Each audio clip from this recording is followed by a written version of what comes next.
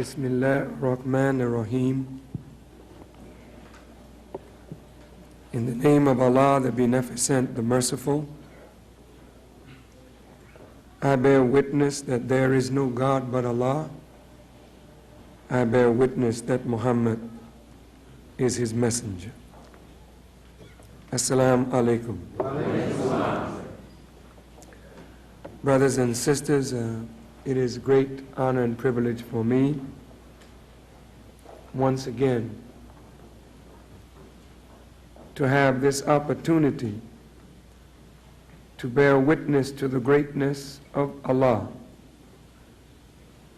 and to thank Him for raising the Honorable Elijah Muhammad in our midst to guide us back to the straight path of Allah.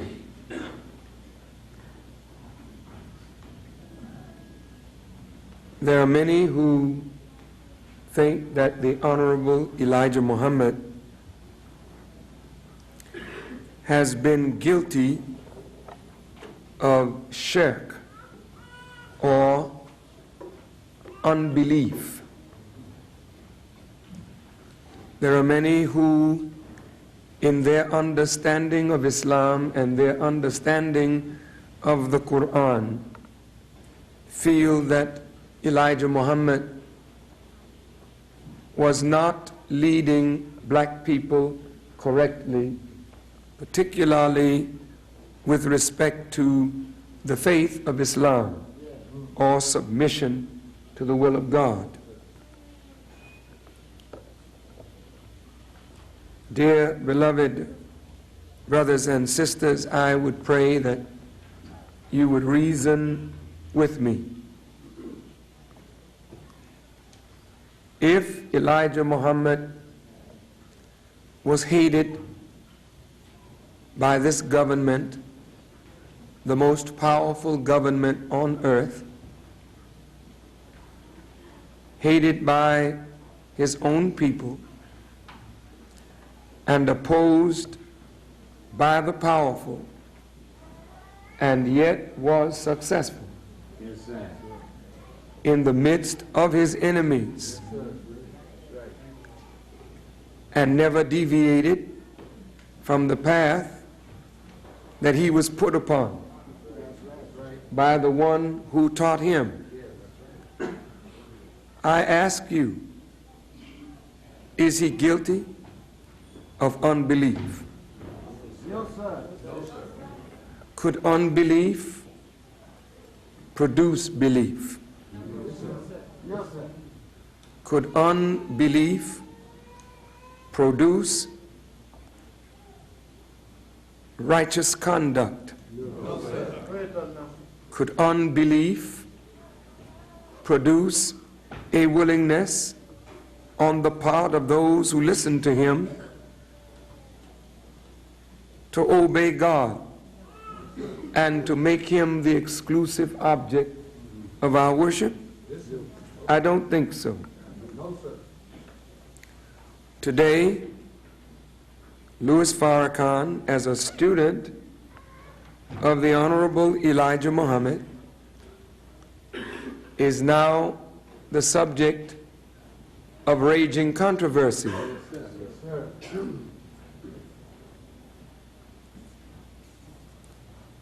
I have no fear, by the grace of God, of those who oppose me. I have no concern that they will do me harm. I lie down in peace at night, and I wake up the same way. Yes, sir. Though all around me are snarling, vicious enemies. Am I also guilty of shirk No, sir. or unbelief? No, sir. If I am a disbeliever or a misbeliever in God, who sustains me? Right. And if you are a believer in God, why are you falling? If I am a disbeliever in God and stand against the forces of the world, and they do not prevail against me, but I am prevailing against them, then am I guilty of disbelief? How is your faith when you capitulate to the forces of this world? How would you say your belief is when you bow down to things that are unworthy of you? My father, the Honorable Elijah Muhammad, did not teach me shirk. He did not teach me to be kafir or disbeliever or infidel. That's right. He taught me the law of God. Yes, sir. And that is what I intend to teach you today, the first law. And the first law that he gave us was to worship no God but Allah. Yes, sir. I don't have to go any further than the first law. Because with that law and that law alone, you have the power to conquer all your enemies. In the Quran, in the very opening of the Quran, there are 7 oft repeated verses. Every Muslim says these verses, this prayer, at least in a sequence of prayers 5 times a day, but several times in a sequence of prayers. This is the oft repeated prayer of all of the righteous. And I would like to not deal with all 7 verses which represent the quintessence of the book of God, containing all of the verses of the Quran in 7 verses alone. Though there are thousands of verses in the Quran, all of them are contained in 7 verses.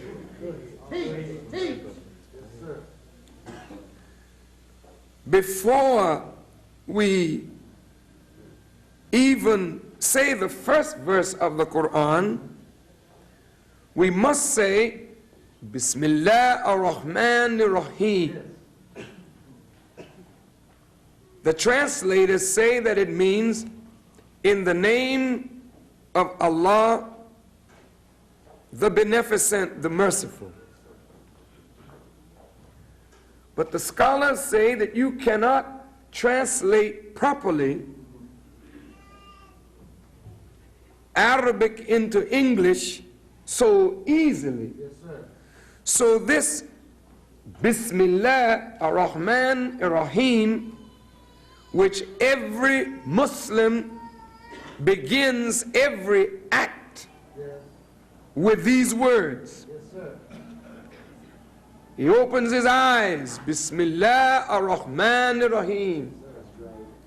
He partakes of food. He enters relations of all kinds in the name of God. Think over that. But the scholars say that it means with the help of, or with the assistance of the Lord of creation.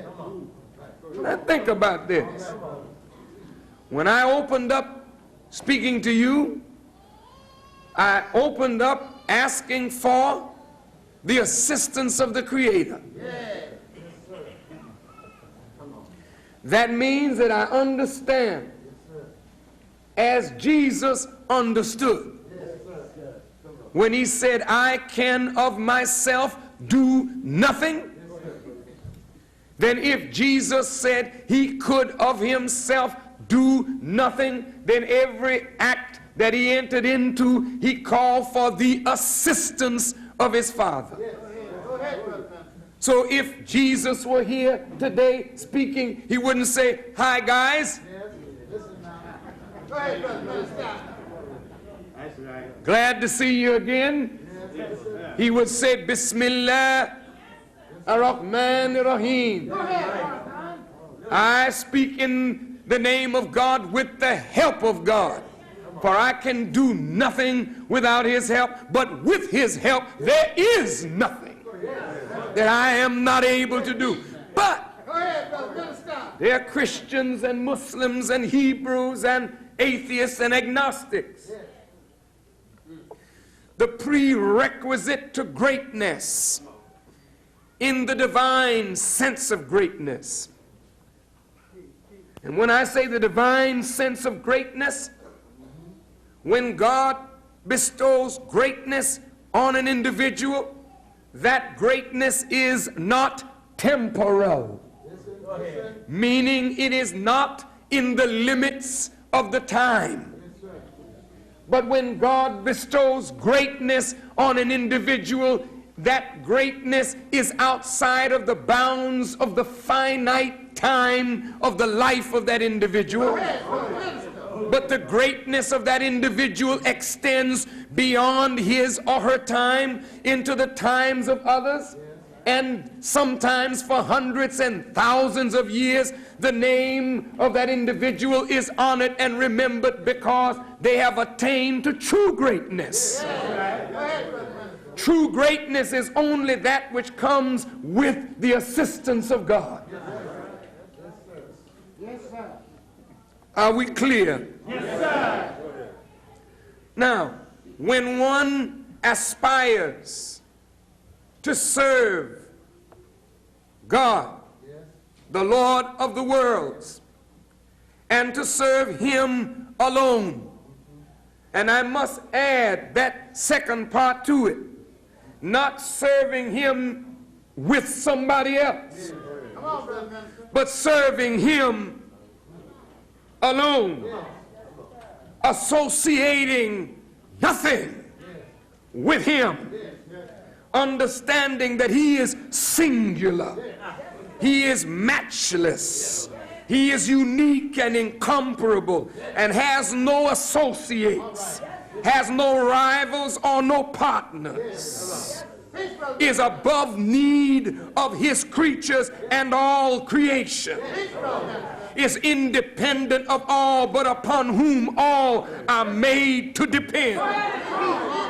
When one comes into the knowledge of such being and commits oneself to worship that being and that being alone, that one is on the path of true greatness. That one is on the path of conquering not some obstacles, but all obstacles that lie in the pathway of man's becoming one with his Creator. So a Muslim, a righteous person, doesn't do anything without God's assistance, praying for his help, seeking his aid. So the Quran opens, Bismillah ar-Rahman ar-Rahim. Why seek his assistance? Because you and I were created in need and weak. Therefore, when something is created in need and weak, coming into the world, knowing nothing and helpless, that individual coming into the world needs assistance. So before you call out for help, help is there. So God gives every new life a mother to assist it in its development.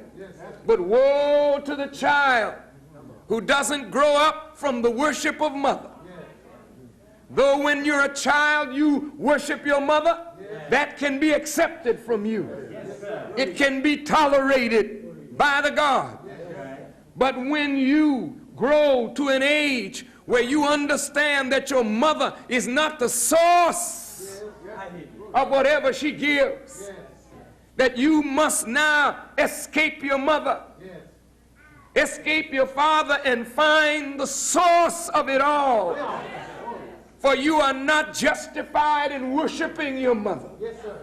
You are not justified in worshiping your father.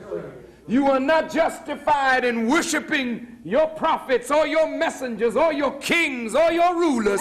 You are only justified in worshiping him who is the source of your very existence. So you are required by the very nature in which you are created to search for him. And he gives you signs so that you won't get lost along the highway of life. Praise be to Allah.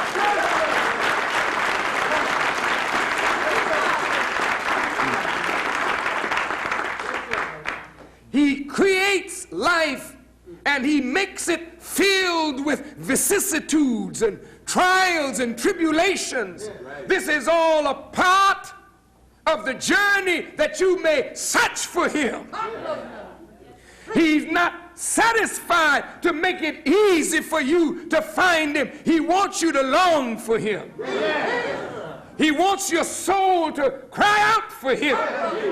And even though mother can satisfy you for a while, father can satisfy you for a while, preacher may satisfy you for a while, mayor and governor and president may satisfy you for a while, prophet and messenger may satisfy you for a while, but God don't want you stopping on the road. For all of these are but signs on the road. You got to come all the way up to your meeting with him, and I will meet with him.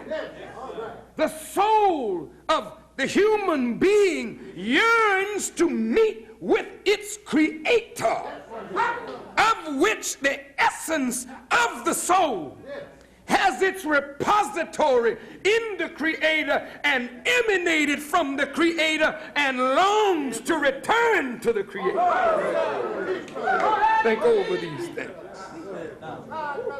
So God doesn't allow you in life to get comfortable. He makes it uncomfortable. When you get comfortable, he disturbs your comfort. When you feel you got it under control, he busts up your control. When you think you know, he shakes the foundation of what you think you know, that he may rattle you and shake you so that you will keep on the journey. Keep on the journey to him.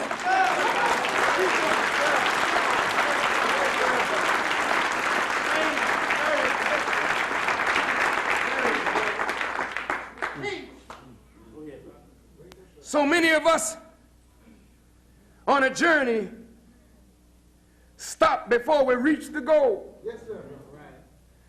Climbing a mountain is not easy. Yes, sir.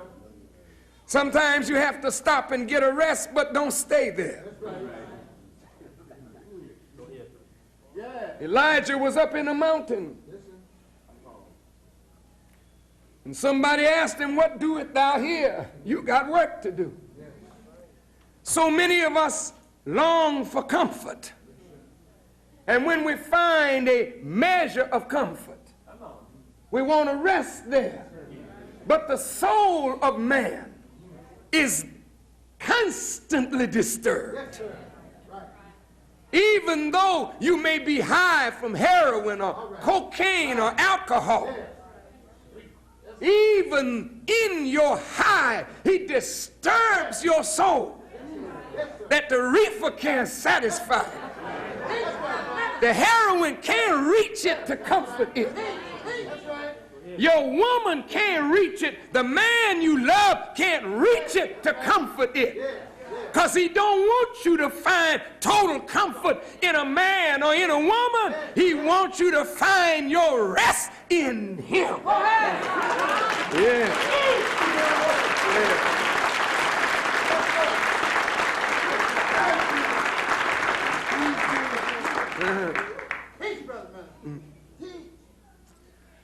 So when the trials of life disturb you, when they shake that comfortable position that makes life easier for you, it's only because God is beckoning you to come closer. Come closer. There is no rest in your companionship with each other, because I have made you, the Creator talking, I have made you imperfect, because the very root of the universe out of which you were made is not perfect. It is groaning as it moves toward perfection. So since you are made imperfect, I can only compensate for your imperfection by giving you a law that demands your constant attention, your constant obedience. I must help you to fall in love with my law, because my law, as David says, is a lamp unto my feet, but sometimes I'll allow you to walk in darkness so that you can hunger for the light. And I'll bring the law to you, my servant, and if you will love the law and meditate on the law night and day and understand that I didn't give you law to burden you, but I gave you law to compensate for the imperfection of your nature, so that you might through the law relate perfectly to me, and through the law you might relate perfectly to one another. And in your interpersonal relationships, when you stumble with one another, through the law and repentance